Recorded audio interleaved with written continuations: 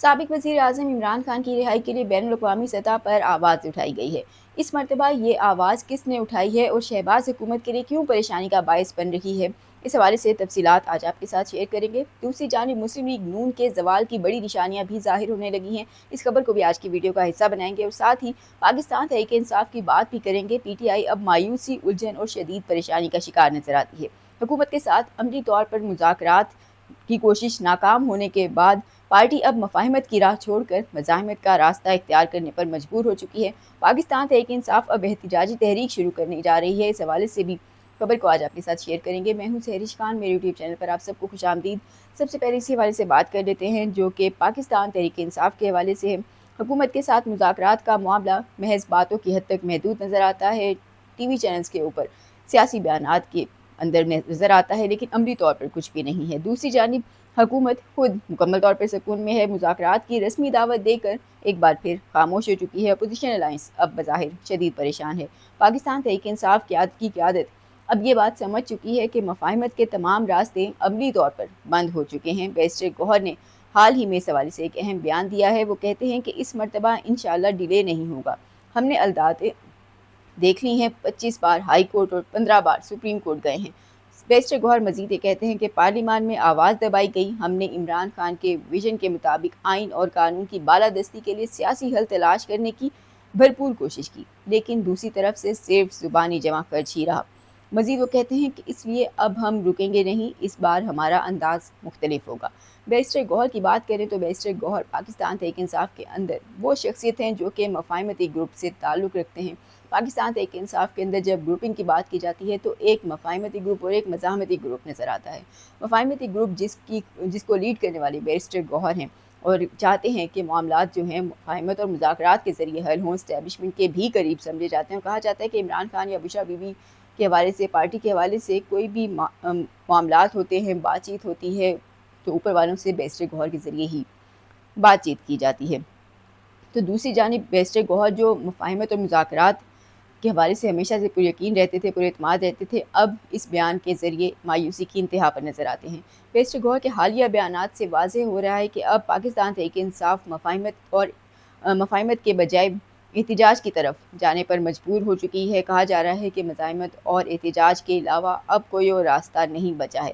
लेकिन माजी के तजर्बात देखें तो पाकिस्तान तहरीक इंसाफ ने जब जब मज़ाहिमत का रास्ता अपनाया है तब तब सख्तियाँ मज़ीद बढ़ी हैं, चाहे वो पाकिस्तान तहरीक इंसाफ के बानी चेयरमैन इमरान खान हो, उनकी अहलिया, उनकी फैमिली हो या फिर खुद पार्टी हो, कारकुनान हो। हर तरफ सख्तियों का एक नया दौर शुरू नज़र आता है, एक नई लहर है जो कि शुरू होती हुई नज़र आती है। एक तरफ ये सारा मामला चल रहा है तो दूसरी जानिब फैसलाबाद से पाकिस्तान तहरीक इंसाफ के रहनुमा निसार अहमद भट्ट का बयान भी सामने आया है। ये वही साहब हैं जिन्होंने हल्के में राना सनाउल्लाह को शिकस्त दी थी। वो कहते हैं कि हमारे ऊपर वर्कर्स का दबाव अब हद से ज़्यादा बढ़ चुका है। वर्कर्स इमरान खान की फौरी तौर पर रिहाई चाहते हैं। सब्र का पैमाना अब उनका लबरेज हो चुका है। यहाँ पर सवाल उठाया जा रहा है कि क्या वाकई अब पाकिस्तान तहरीक इंसाफ कोई बड़ी तहरीक चलाएगी या फिर 5 अगस्त को जब इमरान खान की रिहाई के गिरफ्तारी के हवाले से 3 साल मुकम्मल होने जा रहे हैं, तो इस मौके पे क्या 1-2 दिन का एहतिजाज करके पीछे हट जाएंगे? क्या फिर कोई बड़ी तहरीक आएगी? तो इस तरफ PTI की आदत कहती है कि एस्टेब्लिशमेंट ने हमें अक्टूबर-नवंबर तक बज़ाहिर सियासी दर्ज हरारत कम रखने का इशारा दिया है। कहा गया है कि इमरान खान के लिए किसी किस्म का कोई एहतिजाज ना करें, कोई तहरीक ना चलाएं, अक्टूबर-नवंबर तक सब्र करके रखें और मामलात जो हैं वो खामोशी के साथ चलने दें। अगर ऐसा होता है तो फिर इमरान खान, उनकी अहलिया, उनकी पूरी फैमिली को रिलीफ दिया जाएगा, पाकिस्तान तहरीक इंसाफ के कारकुनान को भी रिलीफ मिलेगा। लेकिन अगर इस्टेब्लिशमेंट की ये बात मानी जाती है तो दूसरी सूरत में मामलात में भी कर सकते हैं। तो एक तरफ पाकिस्तान तहरीक इंसाफ बज़ाहिर इस ऑफ़र को या इस मामले को, इस बातचीत को एक ट्रक की बत्ती करार दिया जा रहा है, तो पाकिस्तान तहरीक इंसाफ इसके पीछे लगी हुई है। लेकिन जो वर्कर्स हैं वो इसे धोखा समझते हैं और चाहते हैं कि इमरान खान की रिहाई के हवाले से जल्द ही बड़े इक़दामात जो हैं वो किए जाने चाहिए और मामला यकीनी तौर पर बातचीत से हल नहीं होगा। मुफाहिमत या मुज़ाकरात की राह से कुछ निकलना होता तो 3 साल बहुत होते हैं, उनके अंदर निकल चुका होता। दूसरी जानिब अब एक तरफ मुल्क के अंदर ये सूरत हाल है, पाकिस्तान तहरीक इंसाफ डिसाइड कर रही है कि तहरीक चलानी है, किस तरह करनी है, शेड्यूल क्या होगा, एहतिजाजी जलसे कहाँ होंगे। तो दूसरी जानिब इन दिनों यूरोपीय कमीशन की जानिब से आने वाली एक रिपोर्ट और GSP+ के मुस्तकबिल के हवाले से भी अब बात की जा रही है। ये रिपोर्ट इमरान खान के हवाले से काफ़ी अहम है। हुकूमत को ये रिपोर्ट सामने आने पर کافی مشکل کا سامنا کرنا پڑ رہا ہے اور ملک کی سیاست پر بھی اس رپورٹ کے کافی اہم اثرات مرتب ہونے والے ہیں۔ گزشتہ دنوں یورپی یونین کا ایک وقت بھی پاکستان کے دورے پر تھا، جو کہ یہاں پر وزیر قانون سمیت کچھ اہم شخصیات سے ملاقاتیں بھی کر رہا تھا۔ یورپی کمیشن کی یہ رپورٹ جب سامنے آئی ہے تو پاکستان کو دیے گئے جی ایس پی پلس اسٹیٹس کے حوالے سے یہ کافی زیادہ اہم ہے۔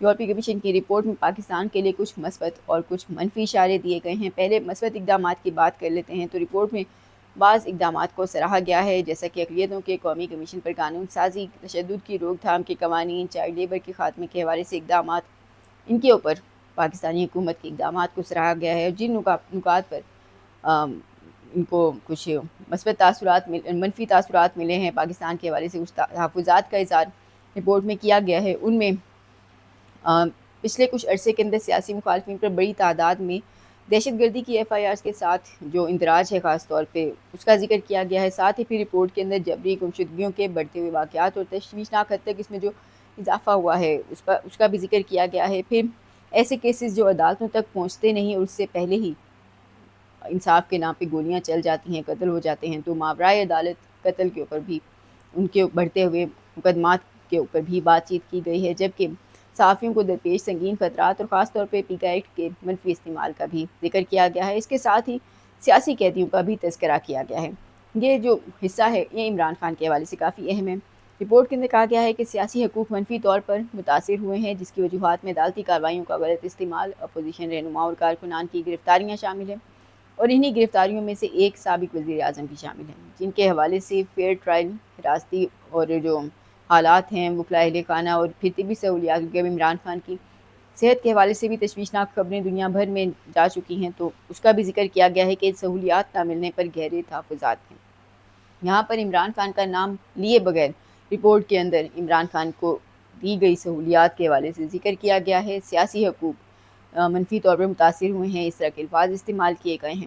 تو ملاقاتوں پر پابندی کا معاملہ بھی یہاں پر رپورٹ کے اندر اس طرح سے انڈائریکٹ الفاظ کے ساتھ یہاں پر آیا ہے۔ دوسری جانب جی ایس پی پلس اسٹیٹس کی بات کریں تو پاکستان کے لیے بے حد اہمیت کا حامل ہے۔ حکومت یورپی منڈیوں تک ٹیکس فری رسائی کسی صورت کھونا نہیں چاہے گی۔ بظاہر پاکستان تحریک انصاف کے حوالے کے حق میں تو یہ رپورٹ دیکھا جائے عمران خان کے لیے بڑی اچھی ہے، لیکن حکومت وقت کے لیے یہ رپورٹ جو ہے وہ پریشانی کا باعث بن چکی ہے۔ کہا جا رہا ہے کہ اس کے اوپر شاید سرکاری سطح پر کوئی رد عمل بھی دیا جائے گا، باقاعدہ کوئی آفیشیلی اس کے حوالے سے کوئی رسپانس دیا جائے، لیکن دیکھنا ہے کہ حکومت اس کے اوپر اب کیا جواب دیتی ہے۔ دوسری جانب مسلم لیگ نون کی بات کریں تو ایک طرف یہ رپورٹ درد سر بن گئی ہے، تو دوسری جانب جیسا کہ سہیل وڑائچ اور دیگر کچھ سینئر صحافیوں کے مطابق حکومت کے زوال کی بڑی نشانیاں جو ہیں وہ جولائی کے اندر ظاہر ہونے والی ہیں اور شاید کچھ نظر آنے لگ گئی ہیں۔ انہی دنوں اب وفاقی کابینہ میں تبدیلیوں کی خبریں بھی چل رہی ہیں۔ کون سی اہم تبدیلیاں ہو رہی ہیں، یہ اس وقت سوشل میڈیا پہ کافی زیادہ اس پر دلچسپ قسم کے تبصرے سامنے آ رہے ہیں۔ خبریں گردش کر رہی ہیں کہ اسحاق ڈار سے وزارت خارجہ کا قلمدان لے کر محسن نقوی کو دے دیا جائے گا، جبکہ وزیر داخلہ محسن نقوی سے ان کی وزارت داخلہ کا قلمدان لے کر ان کو وزارت خارجہ کا دے دیا جائے گا۔ تو سوال اٹھایا جا رہا ہے کہ جب یہ تبدیلی آئے گی تو کیا نائب وزیر اعظم کا عہدہ پھر بھی ابھی اسحاق ڈار کے پاس جیسا کہ ہے تو کیا بعد میں بھی رہے گا یا نہیں؟ کچھ دیگر تبدیلیاں بھی ہیں جن کے اندر عطا طارق کی جگہ عقیل ملک کو وزیر اطلاعات بنانے کی اور پھر کچھ کابینہ کے اندر نئے چہرے لانے کی بھی خبریں گردش کر رہی ہیں۔ جولائی سے نون لیگ کے زوال کی پیش گوئیاں پہلے